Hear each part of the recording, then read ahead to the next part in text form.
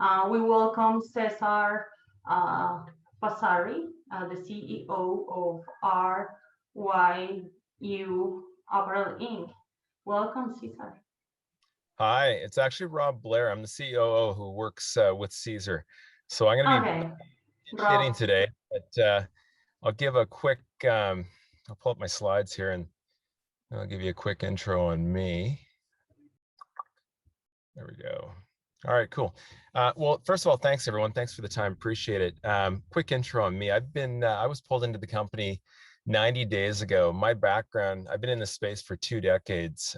In a quick overview, my past career has been involved with Lululemon, Nike, primarily athletic sportswear brands. I was the builder of the Lululemon business for men's, and the author of the franchise, the ABC Pant franchise, which currently runs, I think it delivers somewhere around $200 million to the bottom line every year.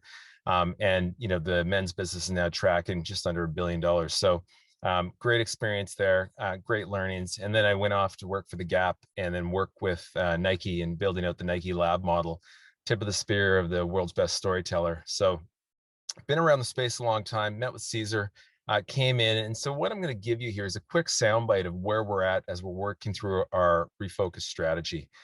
First and foremost, this is a really healthy industry. The athletic apparel space is considerably growing at double-digit growth, 200+ billion projections by 2025.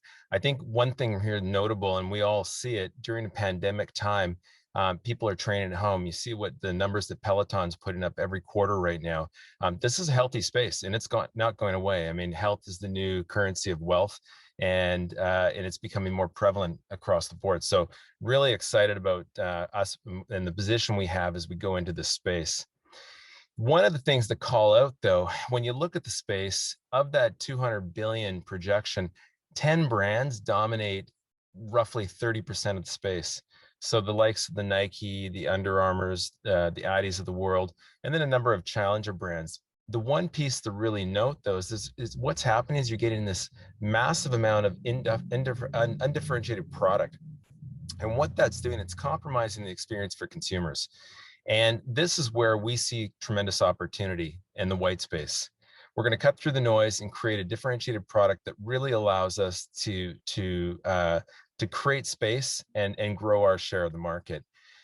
Some of the trends that we're seeing as well, and this is, obviously we're all, astute of what's going on in the world during pandemic time, no surprise, e-commerce has now jumped to being a pretty dominant force within your overall, your sales mix. And, one thing here to note, in the first 3 months of 2000, we're seeing 10 years of combined growth. And that's not going away. Even after a pandemic time, there's a pent-up demand for retail, and we know retail is going to be really important. And obviously, our refocused retail strategy is really key to succeeding. But a critical part of that mix is still going to be e-commerce. And what does that look like from an experiential standpoint? Some of the stats right now show that about 18% of consumers feel like they get a decent experience online. That's a pretty big upside opportunity around your service model, purely beyond what you're presenting as far as a product offering. So we see this as, again, great opportunity. That leads us into one of our big focuses of our refocus strategy, which is creating this ecosystem, this digital ecosystem, and an integrated marketplace. So we create this seamless end-to-end experience on every touch point of the brand. Really what this allows us to do is speed to market with product, with storytelling, with a narrative. And I think in the last presentation, we heard it front and center, digital or in data, we allows us to kind of start to create this engagement with our community and our sub communities, and really developing a good insight into the data, which will ultimately allow us to feed into our ongoing strategy, geolocation of new retail pop-ups, product mixes, and so forth. We're really becoming more intelligent when we move through our seasonal plans. The 4 pillars of our digital ecosystem, commerce, our service model, you look at the utility here, and then ultimately, really what this is going to do is it's going to allow us to kind of create speed to market, really bringing in stronger, more compelling stories, leveraging partnerships that we've got in place right now. And I'll talk a little bit more about that in the coming slides. But ultimately what it's going to be is allows us to have more agility, be able to move quicker, and create this seamless end-to-end experience, which truly is what consumers are looking for. They're looking for experiential brands. They're looking for ease. A big part of our strategy is about making it easy for consumers, easy to understand, hyper-curated product offering, narrated stories that speak to our male and our female consumer, and also different parts of the market. As we solve as an athletic brand, I mean, I'm sure the question comes up, well, so what's different? We look at run, train, live as our pillars of our business. And we don't just solve for a one category, a CrossFit or a running category. We recognize that consumers are becoming athletic opportunistic, and also the blurring the lines between everyday leisure and clothing and athletics. So we look at this as, again, our opportunity to be disruptive, purposely disruptive, and create a unique expression of product that allows us to create solutions that allow you to kind of move through your day. Continue to focus on innovation, key partnerships for us, working with Noble Biomaterials, Silver, bringing in XT2, bringing in some unique technology in and around volcanic rock, curated product offerings, so very clear and concise. So consumers really, it's easy to engage with the brand. And then being narrow and deep in our product mix. So again, core products feel new at every delivery. So there's lots of depth and variety. And continue to inspire through storytelling. And I'll talk a little bit about the team. Big part of our focus here is really transitioning the brand from being a transactional brand to becoming a brand of belonging. And we know when we see the likes of Lululemon, they've been very successful at this. I was part of that playbook. I wrote that strategy. And we're taking chapters of that and also evolving it to where we are today. Rob, you have 6 minutes. I'm at 6 minutes? For questions, yes. Okay, so click right through growth path. Again, last slide here, and then we'll jump into some of the key partnerships. Our growth is being paralleled to what we're seeing in the market, and also what we know we can do. So conservative estimates, pretty strong CAGR growth based on real numbers, productivity, and then really the team that's going to be able to do it. So strong pedigree within brand building, business people from everywhere from Adidas to some of the leading agencies. So really excited about that. Key partnership, Zoom Media, BEI in the entertainment space, really allowing us to tap into the entertainment world and leverage these partnerships to really drive growth. And then some of like Canada Skateboard and supporting the Olympic team. So lots of demand creation opportunity, product mix, right team and talent. And we're on our way. And our ask is roughly $5 to $10 million based on the partner that we're looking for, which is going to allow us to kind of fund first phase, second phase of our growth plan. Questions? What's the pre-money valuation? Sorry, I missed that. What's your valuation with the 5 to 10 you said? Yeah, our valuation right now, I mean, we're tracking around, we were at around a $50 million valuation. We'd like to be sitting back there. That's where we see the valuation and where it should be right now.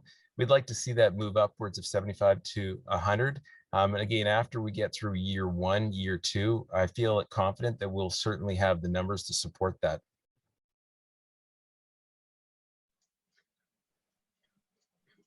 Sorry, so when did you go public? You're public in the TSX. Yeah, no, so we've been public for some time. The exact date, I believe, is somewhere around 2013, I believe. And the brand's been around quite a while. It's had a different, it's been going through a number of different spaces. And again, part of the refocus and part of the reason why I'm here is to reshape, refocus the business on a core consumer and an opportunity that has been it just hasn't been able to capitalize on. So we've been public for quite a while. It's had an interesting past. We've had some great success, and it's kind of up and down. Right now, what you're seeing is a soundbite to the refocused strategy and the core team, leadership team that's come in. So how do you get, can you explain the $50 million valuation, right? And also, what is the revenue so far, the company? So the revenue has fluctuated. We have, we were at 5.6 a couple years ago. The business tracked down last year, again, some missteps in the previous leadership in the company. This year, we're tracking around $1 million in revenue, so it's relatively low. But that said, our incremental growth, we're up 128% in e-commerce. Because of the COVID year, we've had our retail doors shut down, so we missed some great opportunity, and the business didn't pivot quick enough into e-commerce. Now the strategy is more balanced. We've got our retail doors open. We've opened up this click and collect opportunity, so to help with our service model. And we've got a refocused e-commerce strategy with some pretty strong players coming in on the retrend strategy. And what was the revenue in 2018, 2019, pre-COVID? Pre-COVID, we were, like I said, we were tracking upwards of $5 million pre-COVID, and then it trended down right as COVID hit. So obviously, all the businesses that were retail focused were hit pretty hard. RYU. There was no e-commerce at the time. You started in e-commerce. It was a smaller part of the focus. So e-commerce has been a relatively I'd say in the last 12 months, it's been a core focus of the business. And in part, it hasn't, we just haven't invested as much in e-commerce as we could have and should have. So we've now done that. We're capitalizing on it. We know the opportunity. We know where the future growth is coming from. And we feel confident that we're really positioned to win. So what's your expectations, your projections for 2021? 2021, we're going to close off the year. Our projection is upwards of 5 million. And as we move through our growth plan into 2022, based on the newness and the increased frequency of deliverables of product, and then our new refocused brand strategy and our partnerships, we're looking at about a $10 million to $15 million 2022, closing off the year. And then when we start to see a bit of a growth spike, we're going to see it in 23 with our refocused retail strategy, where right now we have 3 core doors. In 2023, we're looking at changing the model, being a little bit more disruptive, using the data to help drive geolocated retail doors, smaller footprints, and product mixes that speak to the core consumer in that region. And again, a different fulfillment model, and then targeting $1,500 to $2,500 per square foot with more agility at retail. So, that's when we're really going to start to see a spike in our growth plan.